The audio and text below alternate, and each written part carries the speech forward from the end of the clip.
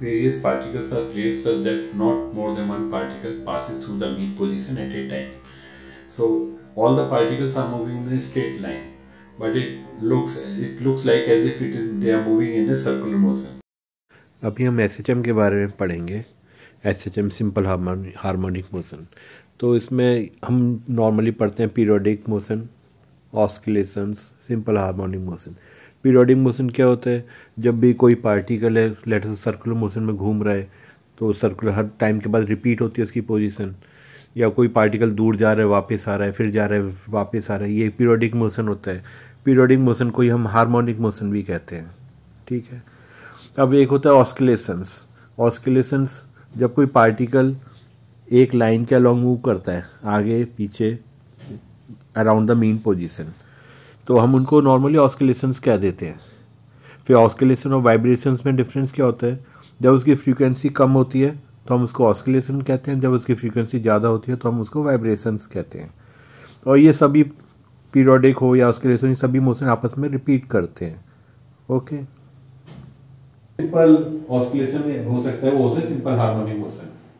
Simple harmonic motion की characteristic होती है कि जो फोर्स लग रहा है, जब कोई पार्टिकल ऐसे मूव करता है सेंटर से इधर, तो उस पर एक फोर्स लगता है जो उस फोर्स को उस पार्टिकल को सेंटर की तरफ लाने का ट्राई करता है। सेंटर मतलब मीन पोजीशन या उसकी इक्विलिब्रियम पोजीशन पर। ठीक है। और जब वो पार्टिकल इधर जाएगा तो फोर्स ऑपोजिट डायरेक्शन में लगेगा।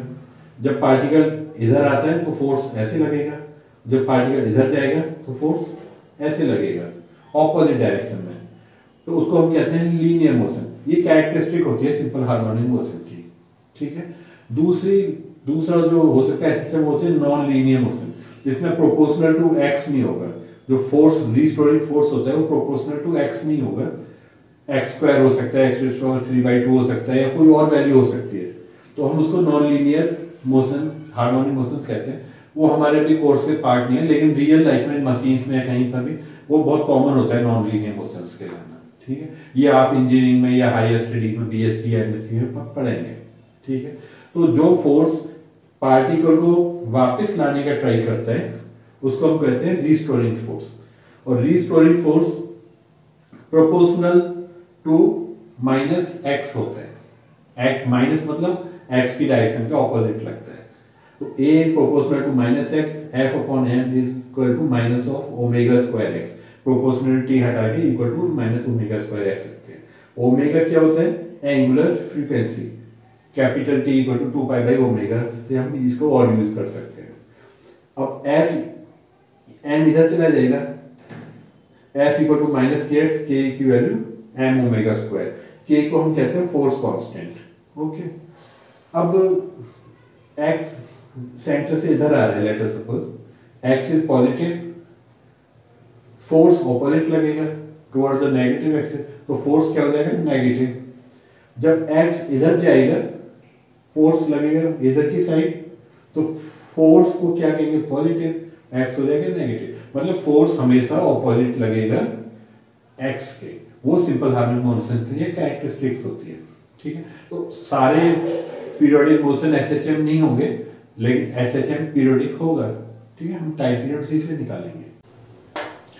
अगर हम रिस्टोरिंग फोर्स को और x को प्लॉट करें, तो जब x पार्टिकल है पॉजिटिव है तो रिस्टोरिंग फोर्स नेगेटिव हो जाएगा, जैसे हमने अभी पढ़ा था। और जब x पॉजिटिव होगा, नेगेटिव होगा सॉरी, तो F पॉजिटिव हो जाएगा। तो फोर्स वेरी करता है x से, और x positive force negative, restoring force negative. और जब x नेगेटिव है तो रिस्टोरिंग फोर्स पॉजिटिव हो जाएगा। x की मैक्सिमम वैल्यू जहाँ पर मूव कर रहा है, शिफ्ट करता है, उसे एम्पलीट्यूड कहते हैं। प्लस ए मतलब जो पॉजिटिव एक्स है, minus A towards negative X है। ओके। अब हम by chance omega is equal to 2π/t करते हैं, टाइम पीरियड आता है उससे। फ्रीक्वेंसी क्या होगी? 1/t।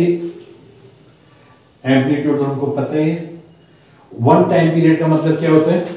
मीन पोजीशन से जब वो एक्सट्रीम पोजीशन पे जाएगा वापस मीन पे आएगा, और फिर वापस घूम के जब ऐसे आएगा। इसको हम क्यों नहीं लेते? क्योंकि पहले वेलोसिटी ऐसे होती है, और जब घूम के आ रहा होता है तो वेलोसिटी इसकी डायरेक्शन में होती है, ऑपोजिट डायरेक्शन में होती है। तो टाइम पीरियड तब लेते हैं जब उसकी पोजीशन और उसकी डायरेक्शन दोनों सेम होगा तो उसके बीच में जो टाइम इंटरवल होगा उसको हम टाइम पीरियड कहते हैं। ठीक है, अब हमने पढ़ा था कि एसएचएम दो तरह के होते हैं, लीनियर एंड नॉन लीनियर। तो लीनियर एसएचएम की कैरेक्टरिस्टिक होती है कि कोई भी लीनियर इक्वेशन होगी एसएचएम की, उसे हम साइन या कॉस की टर्म्स में लिख सकते हैं। ठीक है, और हमने जैसे पढ़ा था f equal to minus K x होता है। अब हम उसको प्रॉपरली इंटीग्रेट करें, डिफरेंशिएट करें, जैसे f equal to minus K X, f is equal to mass into acceleration a की वैल्यू dv बाय dt या v into dv by dx करके इंटीग्रेट करेंगे तो फाइनली हमें ये आ जाएगा x equal to a sin omega t plus delta, और x क्या है, पोजीशन, पार्टिकल की पोजीशन जब वो सेंटर से थोड़ा इधर जा रहा है वो होता है x। ये फेज डिफरेंस तब आता है जब हम सिलेक्ट करते हैं हमारा t इक्वल टू 0 को पार्टिकल कहाँ था। अगर हम ये सिलेक्ट करें t इक्वल टू 0 को पार्टिकल ओरिजिन पर था तो उसकी वैल्यू 0 हो जाएगी। बाई चांस हमने किसी भी मोशन को ऑब्जर्व करना तब स्टार्ट किया जब पार्टिकल एक्चुअली यहाँ था, t इक्वल टू 0 पर वो यहाँ था, तब तो फिर ये ऐड अपने आप आ जाएगा यहाँ पर। ठीक है, इक्वेशन को सेटिस्फाई करने के लिए, उसकी लोकेशन को सेटिस्फाई करने के लिए। तो जो डेल्टा आता है इसको हम फेज कांस्टेंट कहते हैं या फेज एंगल भी कहते हैं। ये डिपेंड करता है हमने t इक्वल टू 0 पर वो पार्टिकल कहाँ पर था, वो मीन पोजीशन पर था तो ये 0 हो जाएगा, और वो मीन पोजीशन पर नहीं था तो उसकी कोई वैल्यू आएगी। ठीक है, जब हम x को डिफरेंशिएट करेंगे तो वेलोसिटी आ जाएगा, तो a omega cos omega t plus delta. अब हम देखें अगर ध्यान से कॉस का और साइन का जैसे ग्राफ होता है उसमें क्या होता है, जब कॉस 90 पर 0 आती है वैल्यू, साइन 90 इज मैक्सिमम, या जब कॉस मिनिमम होगा तो साइन मैक्सिमम होगा, और जब साइन मैक्सिमम होगा तो कॉस मिनिमम होगा। तो जब x मैक्सिमम होगा, x जब यहाँ होगा तो यहाँ पर वेलोसिटी 0 होती है, पेंडुलम को जब ऐसे लटकाएंगे तो x की पॉइंट में जाकर उसकी वेलोसिटी 0 होती है तो वो वापस आना शुरू होता है। ऐसे ही जब मीन पोजीशन पर आएगा तो उसकी वेलोसिटी मीन पोजीशन पर मैक्सिमम होगी, x की वैल्यू 0 होगी, तो वेलोसिटी मैक्सिमम x मिनिमम, और जब x मैक्सिमम है एम्पलीट्यूड पर तो वेलोसिटी वहां पर 0 है। ये क्योंकि साइन और कॉस दोनों में डिफरेंस होता है π/2 का, कि वो जब मैक्सिमम है वो मिनिमम। ये हम अभी वेव्स जब पढ़ेंगे तो और ज्यादा अच्छी तरह पढ़ेंगे। अब वेलोसिटी को जब हम डिफरेंशिएट करेंगे तो वो आ जाएगा a equal to minus omega square X. ठीक है, तो हमें ये याद रखना चाहिए x का मैक्सिमम वैल्यू a होती है, वेलोसिटी की मैक्सिमम वैल्यू a ओमेगा होती है। अगर कोई आपसे पूछे कि ओरिजिन सेंटर पर पार्टिकल मोशन कर रहा है तो सेंटर जब मीन पोजीशन से पास करें तो उसकी मैक्सिमम स्पीड क्या होगी, a ओमेगा। a की मैक्सिमम स्पीड क्या होती है, एक्सेलरेशन क्या होता है, minus omega square x. Maximum omega square x a पर हो सकता है, मिनिमम 0 हो सकता है। ठीक है, अब वेलोसिटी हमें पता है a ओमेगा मैक्सिमम होती है, इससे हम काइनेटिक एनर्जी भी निकाल सकते हैं, हाफ m ओमेगा स्क्वायर, मतलब sorry half m v square. Potential energy निकाल सकते हैं अगर हमें x पता है, u is equal to half k x square. Total sum of kinetic energy plus potential energy होगी half m omega square a square. वो हम जब निकालेंगे, प्रॉब्लम सॉल्व करेंगे तो अपने आप हम डिराइव भी कर सकते हैं। ठीक है, तो यही हमारा जो इंट्रोडक्शन टू सिंपल